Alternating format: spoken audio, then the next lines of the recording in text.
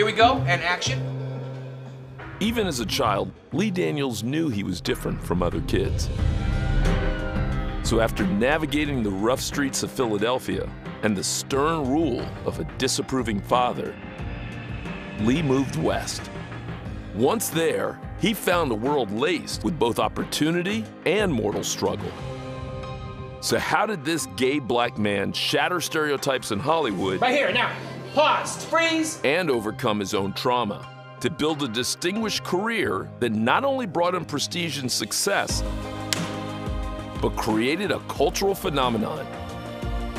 And how did his vision translate into breaking big? What makes people successful? What are the unexpected turns in life that propel people to greatness? I'm Carlos Watson, editor of OZY. I'm out to uncover the real secrets behind breaking big. Funding for Breaking Big provided in part by the Ford Foundation, the Corporation for Public Broadcasting, and by contributions to this PBS station from viewers like you. Thank you. Here we go. No anticipation. And action. Quickly, move in. Double over and fall on the floor. Lose the mark on the floor. Fall on the floor. It's pretty cold-blooded. One more. One more. Here we go. I dared to dream, and I never took no for an answer. And I was told early on that I would be nothing. And in my heart, I knew that I had to fight that. Circle that right there. Circle that. And I was going to be something.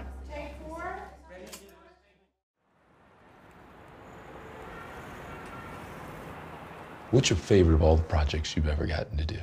I know that I've gotten awards and everything like that. You probably want to hear like Precious, or you want to hear Butler and Empire. But for me, it's a play called Roaches, written by John Tollesby with Cuba Gooding Jr. Because why?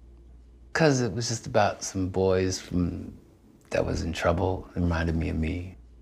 For those who don't know your story, you grew up where? In West Philadelphia. I've watched as a kid, kids get killed in the streets. I've dodged bullets. But even at 5, I knew that was not going to be my life. Where were your siblings? You had 4 siblings. I was the oldest of 5. And so did they also think this is not me? They said I was different. I do remember Lee having interest in the arts at a very young age. My first book I read, I was in 2nd grade. I went to the public library in Philadelphia. I was led to the theater section. He used to get these books and he would give out scenes and we would do these plays. And I would tell him, do it like this, do it like this. The neighbors on the block, our friends, would watch, and sometimes he would charge too. Recognizing that passion so young and having limited resources, Lee drew from what he knew, his family.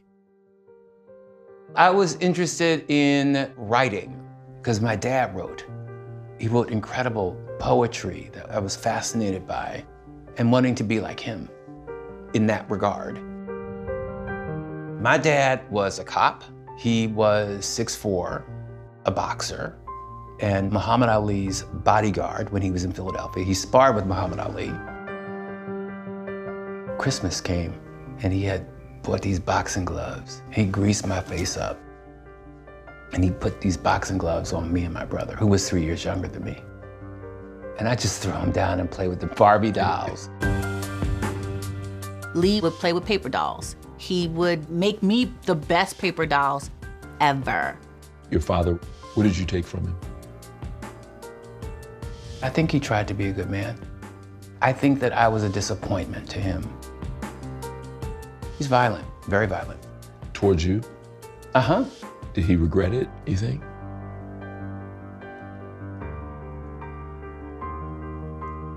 No. It's hard enough, my dad said, to be black. Why do you want to be gay on top of that? Why do you want to live a life that's hard? A child who's gay can grow up with a parent who is homophobic and set you on a course for failure for the rest of your life, questioning your own worth. Or you could pursue some of those differences. Some of the negative experiences we have lead to our greatest successes. Exposed to largely violence and rejection from his father, Lee looked elsewhere for the support and encouragement that he needed. You have an interesting family tree. I do. Yeah. And the women were dynamic and they were powerful. Who was first among them? My grandmother. She was my everything.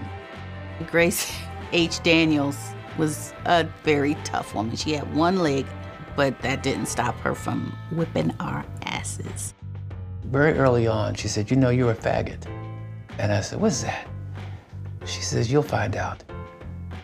But always be honest. Continue to stay the course, because you also have been anointed." And I know what it meant. How old were you? 8. Struggling to process the conflicting emotions and signals from his family, Lee was not prepared for the loss that he would experience as a teenager. We were in the basement, and I heard this guttural howl from my mother. And she screamed, "Lenny." And I knew that that meant death. It was a holdup. They shot him in the head.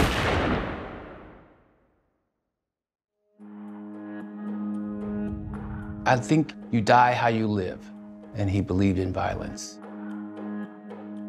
My father was 34 when he passed. And my mother raised 5 kids on her own with no help. She is really a hero. She's my hero. My mother always encouraged whatever creativity he had. I was watching all of the black exploitation films, like Lady Sings the Blues, which really changed my life. Because what I saw was me. I saw the streets of Philadelphia. I saw black people, but I saw them in a glamorous state. And my mind started racing. I want to do that. When you head off to college, you don't study film. No, I don't dare, because I don't know that there is a place to study film. I went off to become what my dad wanted me to become, which was a lawyer, because he wanted to be a lawyer, but he settled for a policeman. Then I met a girl, and I thought I fell in love. She said, "I think you're gay." I said, "I think you're right."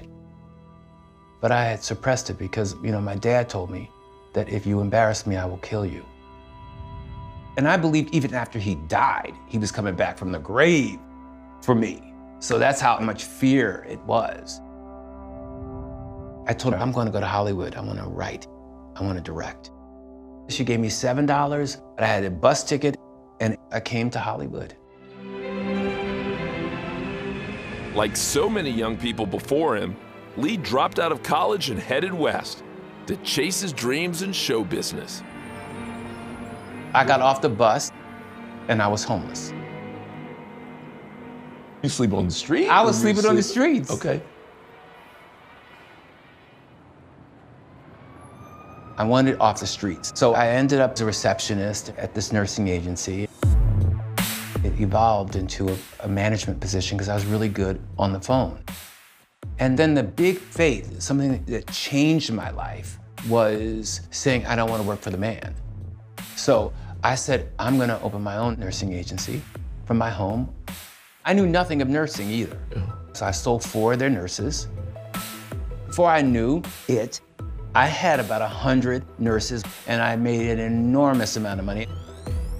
I remember going to visit him in LA, and to someone that's, 17, 18 years old, and your brother is doing all this, you're like, he's really successful.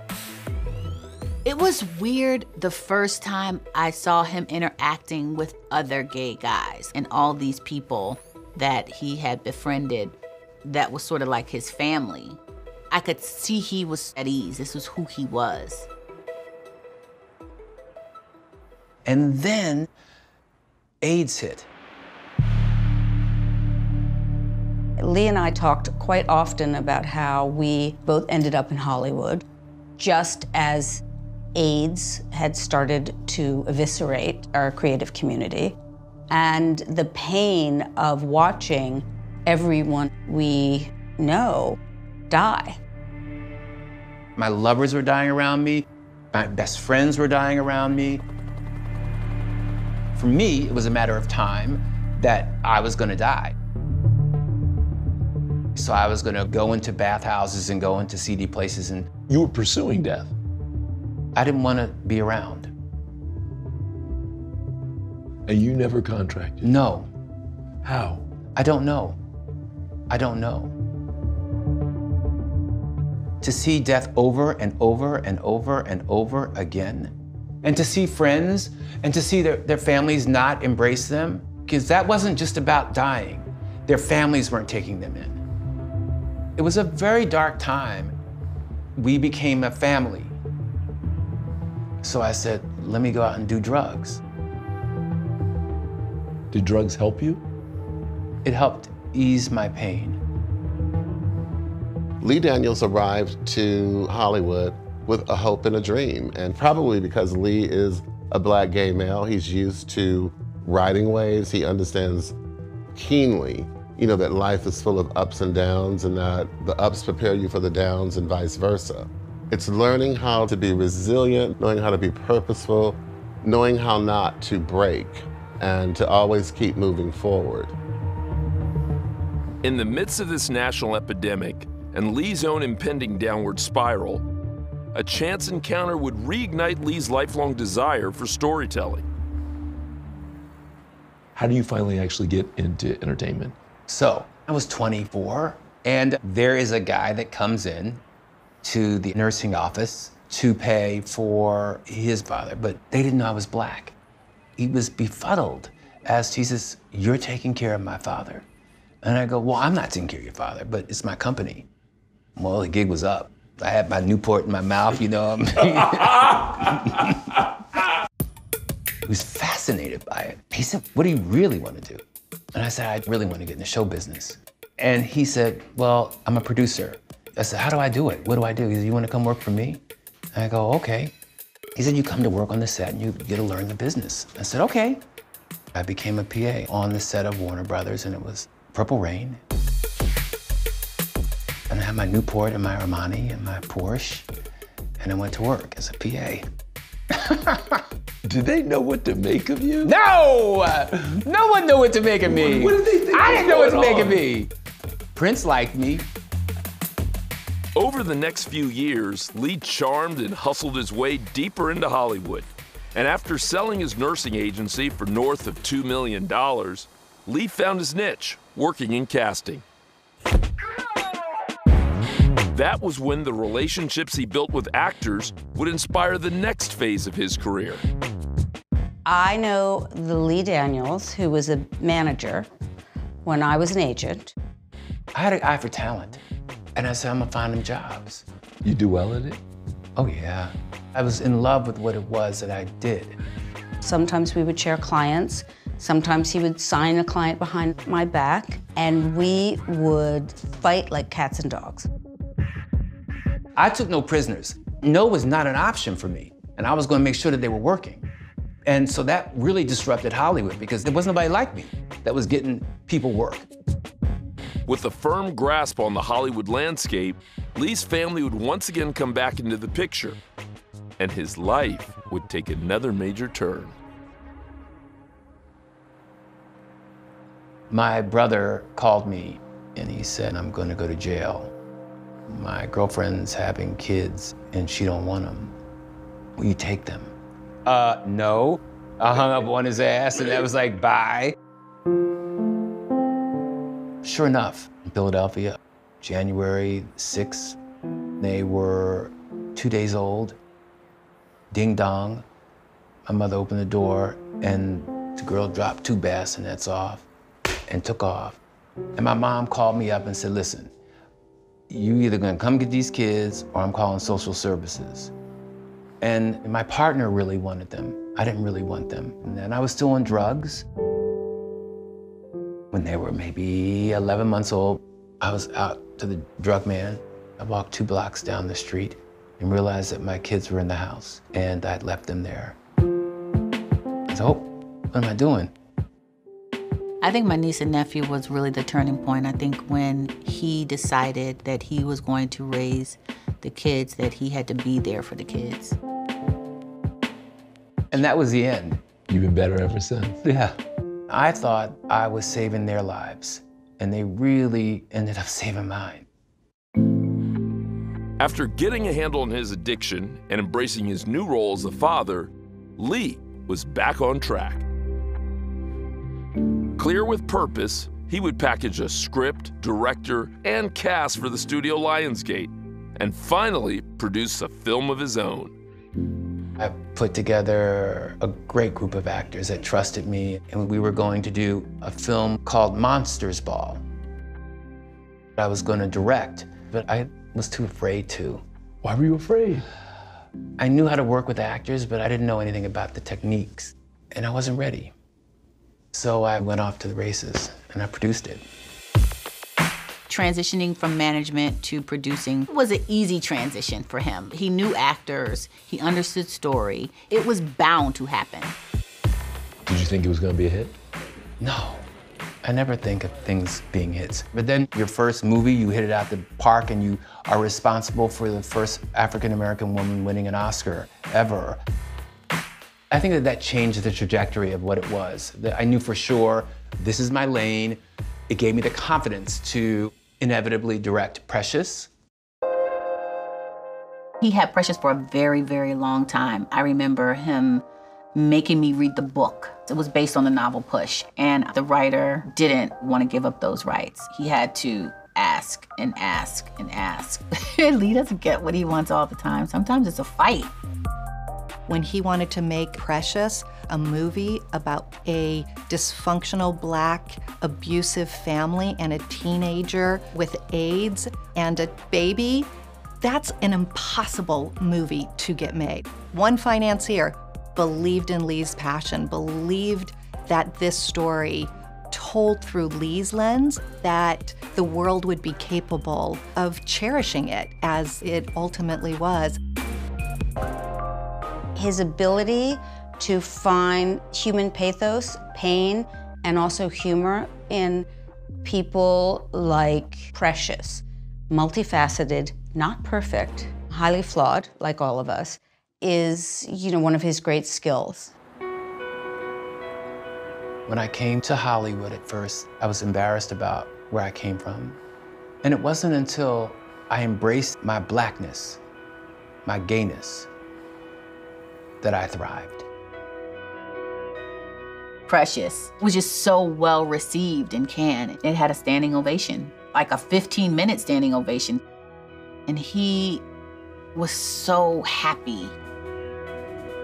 The amazing thing about Precious was it got the awards, and it got the backing of Oprah and Tyler Perry, and then got Lionsgate. And you have to give him a lot of credit for that, for finding a story that most people would not have felt merited that kind of attention. Stories like that that help people, younger versions of himself, see that maybe their stories aren't that different and they aren't flawed people, that maybe they do have something to share with the world. Lee is a world conqueror. He conquered the world of independent filmmaking. With The Butler, he conquered the world of commercial filmmaking in a big way. And I think the next, bold frontier was television. When did you start to be interested in television? Well, Whitney Cummings had come into my house, who created a show called Two Broke Girls. And she was like, why are you getting all these people Oscars and why don't you have money? I go, I do have money. And she says, no, but real money. She told me how much she made. I said, every week? She said, a lot of money. So I said, okay. How did Empire come about? Well, Danny and I, we loved King Lear. And so we created King Lear out of my family. Empire really was my life. So when my partner said, let's make Empire a film, I said, no, I want that check every week. But I didn't know that it was going to be what it was going to be. I mean, we were just trying to tell another story. It was so specific, which is really one of the things that I always look for in a pitch. It brought the characters so to life because you understood the battles that those characters would have. And I'm generally a slightly reserved executive, but I stood up, which I never do, stood up in a meeting and said, if we can cast this right, we've got something really special here. Taraji actually auditioned. Terrence was there to read with her for her screen test. And when you see those two together, because of the chemistry that that they have, it was literally like watching the television show come alive in front of you in that screen test room. That is why he's such an authentic storyteller. These are real people that he creates, that he knows, that he hears their dialogue speaking. I grew up with 6 to 10 women that were cookies in different variations. Strong, formidable African-American women that embraced me and empowered me and told me the world was mine. They said it in a way that your father was not able to say. Yes. Okay, here we go. Well, they're there and they're standing. A lot of what they talked about in the pitch was to be an out gay man in R&B and hip hop, to try and change that narrative and make it inclusive. There are some parallels between Lucius Lyon and my father, and there are parallels between Jamal and Lee. How there's the conflict, how he doesn't understand the lifestyle. And I think it was important for Lee to put the character in there because there wasn't a character like that on television. Get rid of half of it and then get rid of the other half on the second one. I had people come up to me and say, why you gotta portray black men like this? And that literally come up on me like that. You have to be ready to be ridiculed for your beliefs, because it's not gonna be what everybody believes. I speak for that face that you don't see. As a gay content creator, none of his stories have particularly been tied to gay identities or gay issues. He's very cleverly incorporated those storylines into much bigger stories. That's one of the things that's given his career such longevity. Yeah, stay there, yeah. Hey, come back there, yeah, there you go. Good, good, good, good. Why do you think Empire succeeded so well? Because I'm just telling the truth. I gotta do the best I can to make sure that I change your thoughts about black people, about gay people. That's why I'm so out, because I think it's so important to live in your truth, because I lied for so long. Give me my hug. I try every morning to wake up and be a good man, and I fall on my ass. Damn, what did I do that for? And I realize I'm not perfect, and my dad wasn't perfect. And I've grown from the beginning of my journey from being very angry to understanding and having empathy for him and forgiving him. I am the man that I am because of my father. I think that he would be very proud of what it is that I've accomplished. Can we see the one that I like? Good, one more time, just like that. That's perfect. It's great, guys, just like that. Working through a lifetime of pain caused in part by his sexuality, his relationship with his father, and the staggering loss of life, Lee has come to terms with all of it. And when he imbued that truth into his work, he found his real voice as a filmmaker. T-Cam, you caught? Right here, now, pause, freeze. I stumbled into being successful. I've stumbled into everything. Lee may say that he stumbled into success. I feel he forced his way into success. I am a very proud sister because not only is he talented, but he cares about the story that he tells. What's left for you to do? This gift is not mine, and it's my obligation to pass it on to kids that are too afraid to do what it is that I am doing, that you can do it. And if you're blessed, maybe someone will recognize the work. But does it make you happy? Will it affect one life? That's what the work is about, it's art.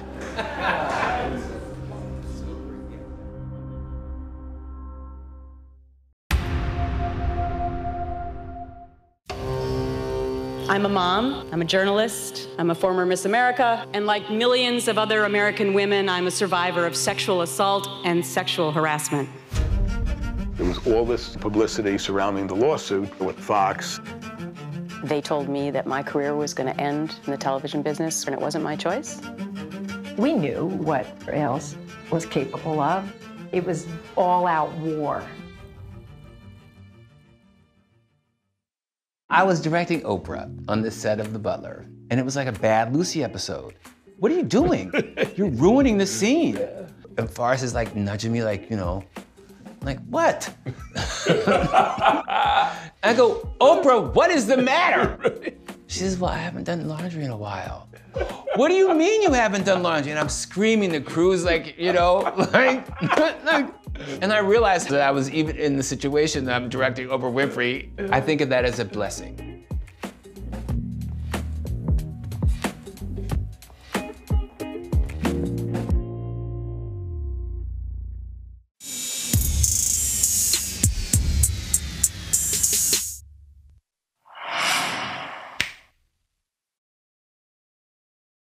Breaking Big is available on DVD.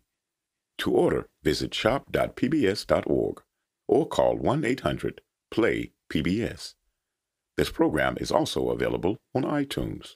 Funding for Breaking Big provided in part by the Ford Foundation, the Corporation for Public Broadcasting, and by contributions to this PBS station from viewers like you. Thank you.